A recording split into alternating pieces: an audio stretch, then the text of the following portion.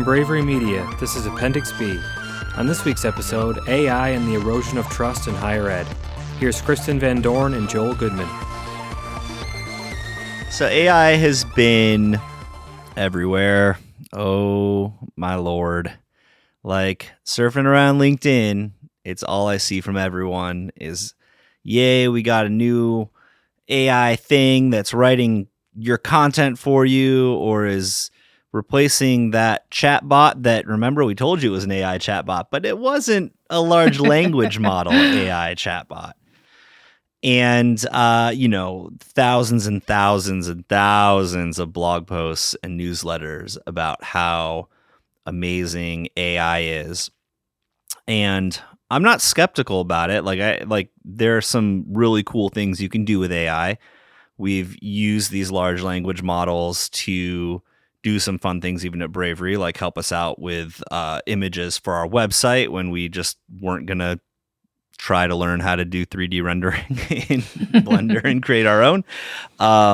We're talking through a lot of interesting ideas internally, but I'm not convinced that the best application of these large language models is just tossing a chatbot on your website and having it regurgitate that. And I don't think, and I think you agree, Kristen, but I don't think that AI is here to take all of our jobs, at least not anytime soon. Like, we got a little bit of time. No, I don't think so at all.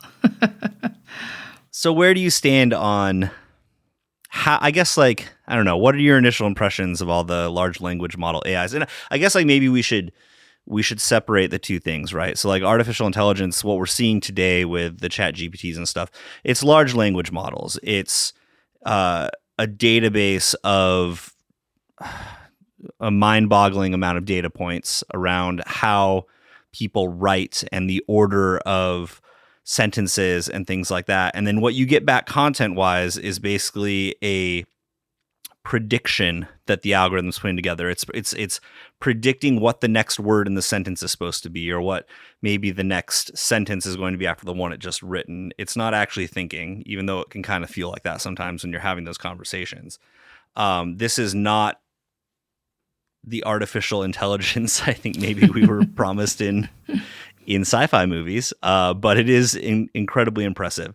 So we'll separate that out, because I think most people think AI is just like this cool, big scientific leap forward, and it is kind of, but it's a very specific type of predictive text generation at this point, or image generation in the case of Midjourney and DALL-E. Yeah, so I think that there's a couple of misconceptions that are floating around, one of which is that AI is an average of what's out there in content. And I think an average is a very crude way of understanding it, because if you are putting in prompts in an interesting way, or cultivating prompts that make sense to the text predictor, you're going to get better or different than average results. It's more about how you're cultivating those prompts. Right. And I love this term. Designer Dan Casaro coined it, I think. But you got to become a prompt daddy to really make the AIs do what you want it to do. Right? It's a skill in and of itself, which is why we see so many jobs popping up for it. But what that means is that for most people, just starting out with an AI, maybe it was built into a CMS you use, or built into a CRM you use, or some other product, or maybe you're just trying out a ChatGPT account to see what it does. You have to get really, really good at asking questions or giving instructions. You basically have to become it's like natural language programming is really what it is. You're still a programmer. You're just not writing the code directly. There's that abstraction layer between, but you have to get really good at being super specific, but not too specific, and a little conceptual, but not too conceptual, in order to get the AIs to respond with something that's useful. So in your mind, Kristen, how do you think that sort of I guess that liability that it has of not being an average affects the ways that we're hearing everyone should use AI, or everyone's starting to use AI in the higher ed scene, at least. Yeah, so I think that there's a big discussion on what these models are good for and what they're not good at yet.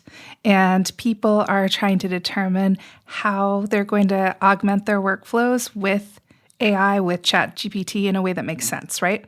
And I'm not sure we're asking the right questions yet, where it's less about what this product can do for us and more about how this is going to fit into the environment and into the minds of our students and our audiences. So at what point can our audiences detect when we're using a chat generator versus a real person?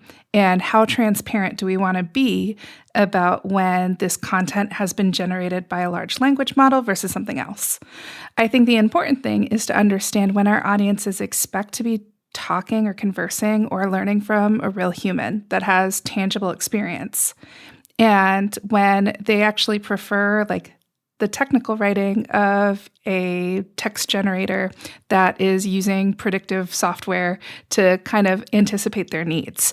I think those are different things, and we have to get better at having the discussion of what do people want versus where can this fit into my workflow. And the workflow thing is super interesting. I think there's a tendency to want to think that it's the answer to all of our problems, and that if we just apply AI to whatever our workflow issue is, it's going to give us more time back, whatever that means. And so we'll use a chat, like a chat GPT to write our content for us, and leave it at that, or maybe give it a light edit. But a lot of times, like, sure, it might be a decent first draft if you're good at prompting, and like good at prompt writing. But in most cases, it's not going to be great, and still got to work at it. You still are going to have to spend like an hour saying like, well, modify this sentence or change this paragraph, or let's reorder it, or like, I don't know, this doesn't seem quite right to me, and then even checking and verifying the details that are in there. And I think part of that danger there, besides just, I think the first inclination for skeptical marketers is that, well, all the content's going to start sounding the same. We're just going to be having chatbots writing the same thing. And then what happens when chatbots are learning from chatbots? And it just gets, sure. I think that actually there's probably some good danger there in terms of just being very generic in the content that comes out. But I think one of the bigger issues that comes up, and we talked a little bit about this, before we did this recording, is the trust factor, right? So we know from the world, from what's happening with AI right now, that it often lies. You have to be really good at fact-checking sources, fact-checking the things that it's writing. We've seen, there have been even in higher ed, there have been some like mini scandals about AI generated content over the last several months. How do you think the trust factor plays into what we do in higher education, from a marketing standpoint, but also from an academic standpoint? Well, so I think of the trust factor as cutting two ways. One is that people don't trust AI models completely yet, which they shouldn't. Like, it's healthy to have some skepticism, but also people don't trust big institutions right now either, including higher ed. So I think trust and generating trust with our audiences has to be our North Star. And that comes into play when you're using a product like ChatGPT to make sure that it's reading like something that our audiences expect from us and that they want from us. It's not about getting the facts right, although of course it has to be accurate. We don't want to mislead anyone, but it's about engendering a feeling like, okay, I believe this institution. And if your model is producing content in such a way where it sounds overly marketed, or it's missing the things that make it sound human and approachable, like metaphors and similes, I think that you're getting to a point where that trust is going to dissolve. However, if the AI model is giving you content that is getting people to where they need to be faster on your website, it's working for them, it produces better UX results, I think then people are going to celebrate the changes that you've made, and it's going to have a really positive impact. I think the tricky part is going to be discerning how this is affecting your trust. And that's the thing that you want to focus on.